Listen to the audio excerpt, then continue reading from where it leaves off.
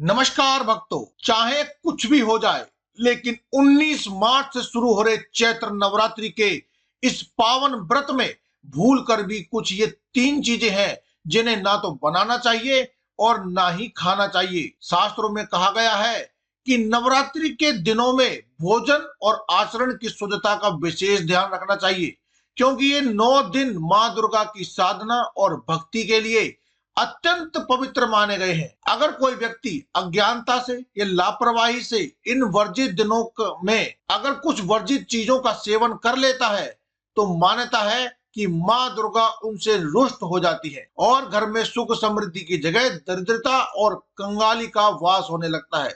इसीलिए भक्तों, इन पावन दिनों में विशेष सावधानी रखना बहुत जरूरी है। पूज्य गुरुजनों की कथा में भी यह बात विशेष रूप से बताई गई है कि जो भक्त नवरात्रि के इन व्रतों में इन वर्जित वस्तुओं से दूर रहता है उस पर मां नव दुर्गा की असीम कृपा बरसती है, घर में खुशहाली आती है और जीवन की कई परेशानियां अपने आप ही दूर हो जाती हैं। इसलिए आज की इस महत्वपूर्ण वीडियो में हम आपको उन तीन चीजों के बारे में बताएंगे जिन्हें चैत्र नवरात्रि के व्रत में भूल कर भी नहीं खाना चाहिए। पूरी जानकारी के लिए वीडियो को अंत तक जरूर देखें, बाद में ये मत कहना कि बताया नहीं। माताएं बहनें, आप सभी को हम बता दें कि चैत्र नवरात्रि 2026 की शुरुआत 19 मार्च 2026 गुरुवार से होगी और इसका समापन 27 मार्च 2026 शुक्रवार को रामनवमी के दिन होगा। नवरात्रि के पहले दिन कलश स्थापना और घट स्थापना का विशेष महत्व होता है। इसका शुभ मुहूर्त 19 मार्च को सुबह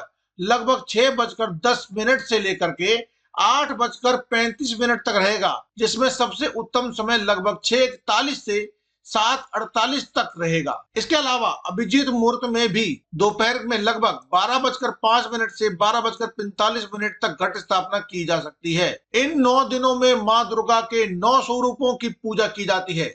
दुर्गा अष्टमी 26 मार्च 2026 को मनाई जाएगी और 27 मार्च को रामनवमी के साथ चैत्र नवरात्रि का समापन होगा। इस दौरान भक्त व्रत करते हैं, पूजा पाठ और कन्या पूजन करके माँ दुर्गा की कृपा प्राप्त करते हैं। नवरात्रि व्रत के दौरान अक्सर लोगों को कुछ ऐसी चीजें खाने की सलाह दी जाती है जो न केवल शरीर को ऊर्जावान बनाए रखती है बल्कि व्यक्ति को लंबे समय तक भूख भी नहीं लगने देती। इसीलिए अक्सर लोग जानकारी की कमी के कारण अपनी डाइट में कुछ ऐसी चीजों को जोड़ लेते हैं जो सेहत को नुकसान पहुंचा सकती है और उनके पेट से जुड़ी समस्याएं, थकान और सुस्ती आने लगती। नवरात्रि व्रत के दौरान अनाज खाने से पूरी तरह बचना चाहिए, क्योंकि ये व्रत में वर्जित है।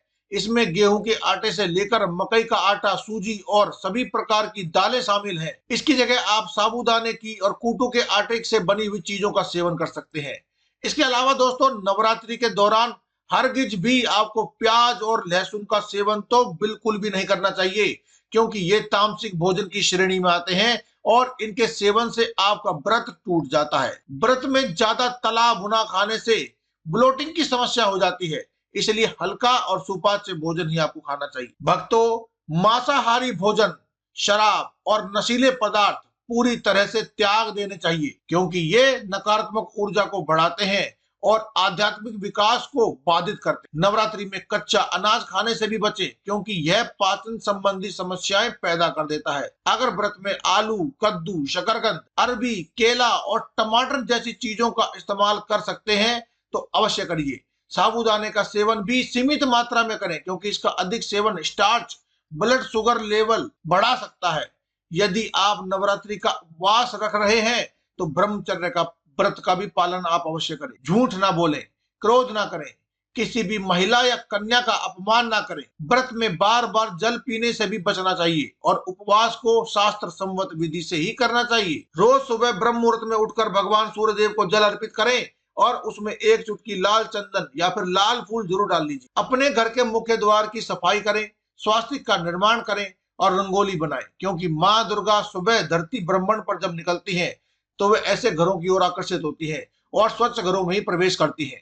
शाम के समय तुलसी के आगे शुद्ध घी का दीपक जलाएं और उसमें एक इलायची डाल दें। इससे माँ लक्ष्मी का आपके घर में स्थायी निवास हो जाएगा। यदि विवाह में बाधा आ रही है तो शिव मंदिर जाकर भगवान शिव को और माँ पार्वती का पूजन करके आइए। लाल मोली से उनके मध्य गठबंधन करें। नवरात्रि के दौरान छोटी कन्याओं को खुश रखें और उन्हें उपहार दें। इससे मां दुर्गा सदैव आप पर प्रसन्न रहेगी।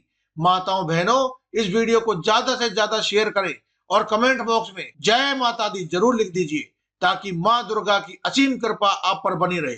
तो आज की इस वीडियो में केवल इतना ही। कल फिर आपसे मुलाकात होगी एक और नई वीडियो के साथ। तब तक के लिए कमेंट बॉक्स में लिखते रहें जय माता दी।